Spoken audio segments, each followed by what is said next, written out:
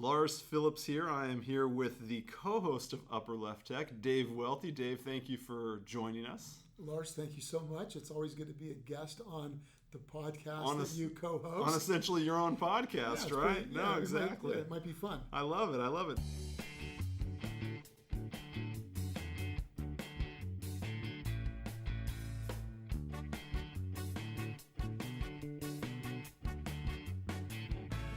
Here at Upper Left Tech, we really want to dive into the why behind what you do.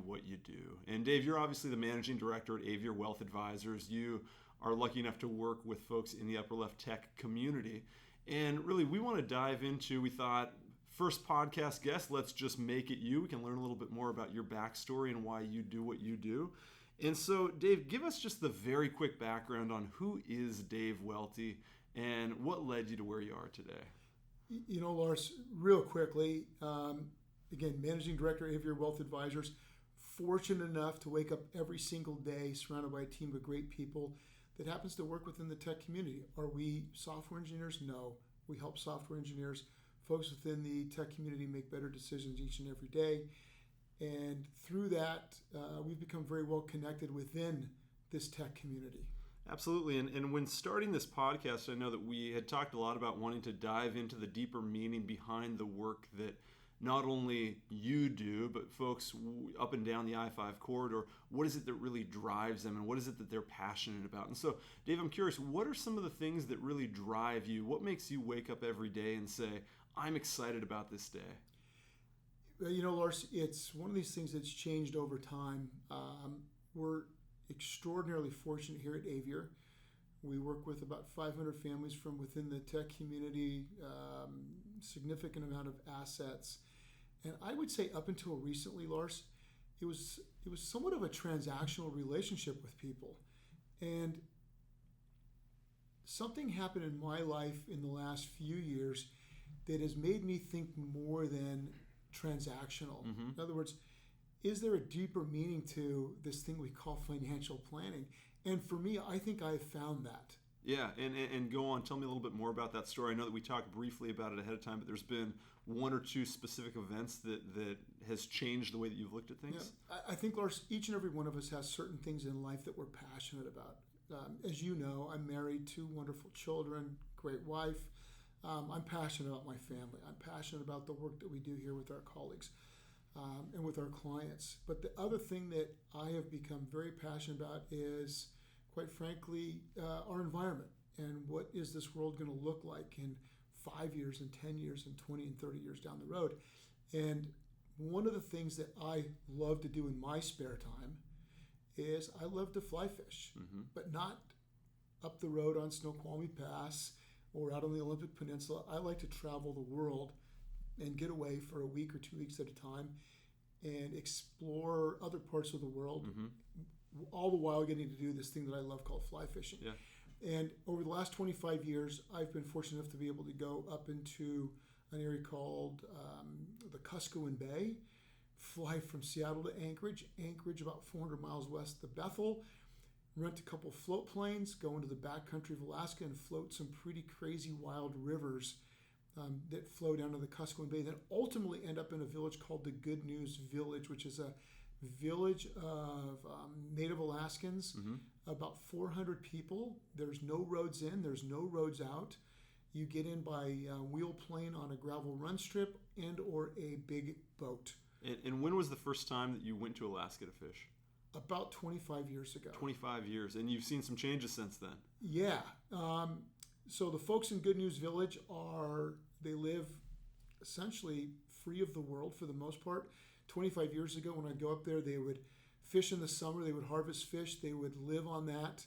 To help, that's what they would do to sustain themselves. But they would also in the wintertime go up the roadways of the Goodnews Village and hunt. And you say, well, wait a minute, roadways. You said no road in, no road out. Sure. Right? Well, roads in Alaska in the winter are actually frozen rivers. And that's what they use. They get on their snow machines and they travel up these roads that I actually travel down in a raft in the summer. They actually travel up them in the wintertime. And I've seen changes up there for the last number of years, but this past year, I flew in on a trip in late July of this year, early August, And the way it works is there's 6 of us that float. We only have 2 planes that go in. They can't carry us all in, and the majority of the group went in early on the first 2 planes, dropped all the gear off. We got the young guys getting the rafts and the gear ready to go. And a pilot by the name of Arthur, who's a local kid from the village of Goodnews, 27 years old, who's a bush pilot in the summer and then a chief pilot for Air Aviation the rest of the year, flew me in, and it was just Arthur and I. And we have about a 1-hour flight into this wilderness area. Mm-hmm. And I'm asking Arthur, I said, Arthur, things seem different this year. It's really hot. And he said, Dave, we're about 20 degrees warmer than normal. I said, Arthur, what does that mean to you? How is this affecting you? Yeah. And he said, Dave, let me give you just a little bit of information I think you might find alarming. And as we're flying, he points to the far left to a peak, and then he grabs I guess you would call it, not the steering wheel of the plane. Sure. Almost and like the joystick or whatnot. Yeah, exactly. Absolutely, then yeah. He grabs onto it, and then he points with his right hand to another peak, and he says, from peak A to peak B is about 50 miles. Up until 10 years ago, I would spend 1 to 2 months every winter with my friends, Mm-hmm. other teenagers from the village. We would spend 2 months on snow machines trapping Mm-hmm. fox, muskrat. I mean, heck, I don't know. The list is long, right? Wolverine, etc. And he said, in the past few years, we have not been able to trap because there's no snow, Dave. The snow that we've lived our whole lives with is no longer here. The caribou herds are gone. And so, well, tell me more. What is that? So you can't trap. What's the real downside of not being able to get the fur? He goes, Dave, it's bigger than that. In the wintertime, the rivers are not freezing right now. He said, I know 3 people personally that died trying to get upriver to go hunt. Yeah. And they're not hunting to get a pelt to sell to somebody down in Anchorage. Sure. They're hunting to harvest meat to live on. And I said, well, God, that makes the fish harvest that much more important. He said, yeah, but Dave, 80-degree weather, low river conditions that you're going to float down. Mm-hmm. Said the fish that we're catching aren't really, we're not able to harvest them the way we have because they're diseased because of the warm water. And so I left a week of this fishing trip, and I was taken back Mm-hmm. because I experienced a week-long trip of 80-degree weather, super hot, didn't have enough sunscreen. I felt like I was possibly in Afghanistan and not in Alaska. And tell me, the fish that you did catch compared to 25 years ago? Well, one, they're not biting because Mm-hmm. they're so lethargic. The salmon that you did catch, typically you catch a salmon on a fly rod, Lars, it is Katie bar the doors, hang on for dear life because they're going to go crazy. Yeah. These fish, you brought them in 5 minutes. Why? Because there's not enough oxygen in the river for them to be able to fight you. Mm-hmm. And so they give up early. They give up quickly, right? And then, we're catch and release. We let darn near every fish go that we catch. Typically, you take a fish, you release it, you put it in the water, you move it back and forth to get some oxygen, and they swim away as if nothing had ever happened. It was difficult to get these fish to be able to swim away. And you felt bad about what was going on. And I felt myself kind of floating and not even fishing a lot because I knew that it probably wasn't the best thing to be doing. And so, Dave, I'm curious, how has this then changed the way that you go about work? Because obviously you work in the investment industry. Yeah. And so how has this changed the way that you approach your daily life, or at least the investment side of things? Yeah. So our world in the investment community has been changing fairly dramatically with things that we call, or people use these terms, sustainable investing, ESG, environmental social governance, SRI, socially responsible investing. And this is investing with your conscience, investing with your core values. Mm-hmm. And I've always thought it was kind of cool. We've been looking into it. But Lars, literally, I came off the trip, and as you know, that we've got sustainable core portfolios. I switched everything. Yeah. I said, I am not owning any more core equity funds that do not have the word sustainable attached to them.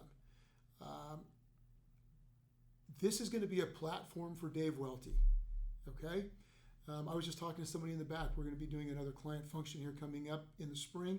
It will be 100% sustainable in nature. It'll be about the data behind it, how it is you can invest with your core values. And I'm going to make this my mission to educate. It's not my mission to put it on anybody.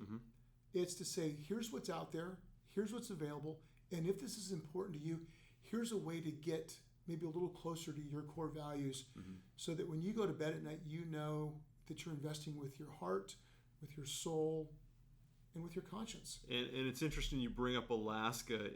I am lucky enough to have spent a week in Alaska my entire life, and one of the most amazing things I thought was visiting Exit Glacier, which is down near Seward, Alaska, one of the most beautiful day hikes you can possibly take in the whole world. But as you're going on the hike, at the very start of the hike, they said the glacier was here at the start of the hike in, call it 1920. And then you walk a mile and they say, well, the glacier was here in 1950. And all of a sudden, you're hiking a number of miles before you get to where the glacier is today. And just seeing those physical manifestations are eye-opening. So I applaud your effort, and I applaud you kind of taking the reins and running. But Lars, you're talking about Alaska with me, your trips and whatnot. So just to kind of, we circled the globe on this. 3 years ago, Lars, I was down in southern Argentina, flew into a town called El Calafate, drove 5 hours north on a dirt road to fish a little river that is world renowned for these huge rainbow trout, river that drops quickly, big boulders, big pools. Lars, we could not fish most of the river because it was so dry. The fish were in little pools. We were catching fish, Lars. We were catching them with a net to move them to a different place in the river so the fish could actually live. Jeez. So I've now experienced it in South America. I've now experienced it into an area that I am very, very familiar with. I know people in Goodnews Village. I kind of feel their pain because of our conversations, and it's time for me to do something about it. Right? Again, it's not for me to push this on anybody, but I have an obligation, I feel, to educate as many people as I can about this. Say, you have choices, you have options. Let's explore those. If this is right for you, that's great. If it's not, it's okay, because there's other choices as well. Absolutely. Well, Dave, really appreciate you taking the time just to kind of explain some of your passion, some of your why behind what you do. And frankly, I'm really excited to be able to have these conversations with other people within the upper left tech community, whether it's Microsoft, Facebook, Amazon, Google, and just learning what are the things that drive people to do what they do. Obviously, you show up at work, you spend a lot of time at work every day, every year, but I'm really excited to go a little bit deeper and learn about the reasons behind what drive people. So, and Lars, I think what we're going to find is that people in the Pacific Northwest are passionate about a lot of different things, but it could be passionate about just their community as far as it relates to youth sports. Coaching a T-ball team. Rock climbing, hiking. Exactly. So I'm looking forward to it as well. Thank you very much for allowing me to have this platform today. It's greatly appreciated. Sounds good. Looking forward to seeing everybody on the next episode of Upper Left Tech.